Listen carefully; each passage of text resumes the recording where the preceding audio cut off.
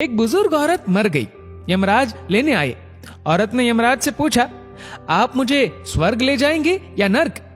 यमराज बोले, दोनों में से कहीं नहीं। तुमने इस जन्म में बहुत ही अच्छे कर्म किए हैं, इसलिए मैं तुम्हें सीधे प्रभु के धाम ले जा रहा हूं। बुजुर्ग औरत खुश हो गई, बोली, धन्यवाद, पर मेरी आपसे एक विनती है। मैंने यहाँ धरती पर सबसे स्वर्ग नर्क के बारे में बहुत सुना है। मैं एक बार इन दोनों जगहों को देखना चाहती हूँ। यमराज बोले, तुम्हारे कर्म अच्छे हैं, इसलिए मैं तुम्हारी ये इच्छा पूरी करता हूँ। चलो हम स्वर्ग और नर्क के रास्ते से होते हुए प्रभु के धाम चलेंगे। दोनों चल पड़े। सबसे पहले नर्क आया। नर्क में बुजुर्ग औरत ने जोर जोर से लोगों के रोने की आवाज सुनी। वहां नर्क में सभी लोग दुबले पतले और बीमार दिखाई दे रहे थे।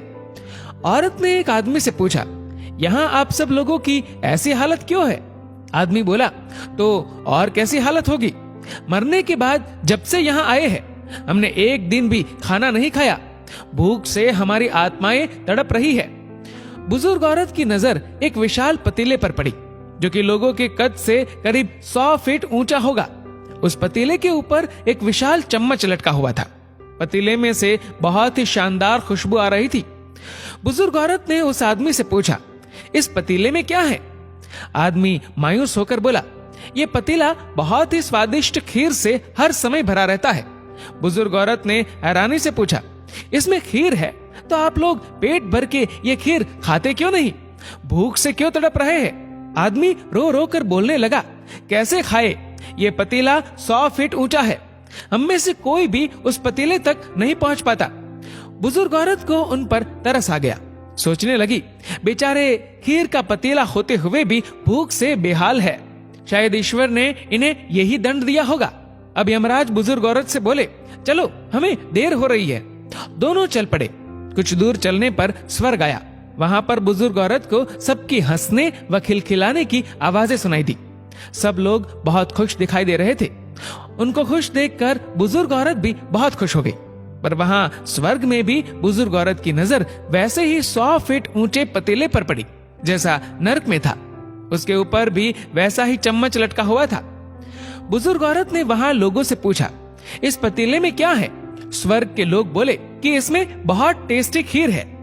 बुजुर्ग औरत हैरान हो गई। उनसे बोली, पर यह पतीला तो 100 फीट ऊंचा है।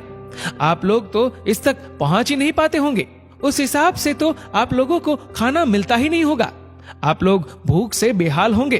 पर मुझे तो आप सभी इतने खुश लग रहे हो, ऐसे कैसे? उनमें से एक व्यक्ति बोला, हम सब लोग तो इस पतीले में से पेट भर के खीर खाते हैं।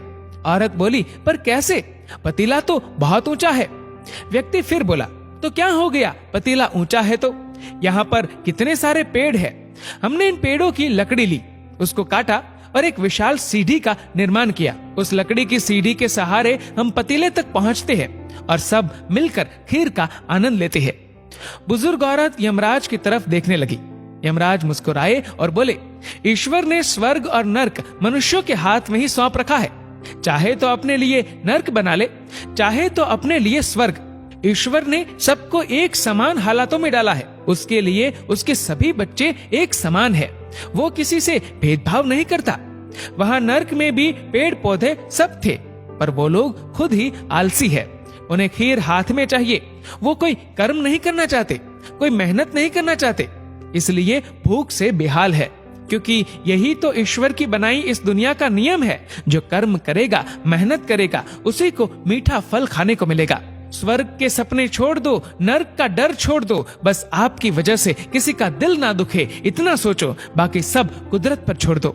दोस्तों, इस वीडियो को लेकर आपकी क्या राय है, नीचे कमेंट करके जरूर बताएगा। और अगर आपको वीडियो अच्छा लगा हो तो इस वीडियो को लाइक करेगा, शेयर करेगा ज्यादा से ज्यादा लोगों तक। और ऐसे ही और भी इंस्पिरेशनल वीडियोस के लिए सब्सक्राइब करें हमारे यूट्यूब चैनल को और फेसबुक पर फॉलो करें हमारे पेज को। धन्यवाद।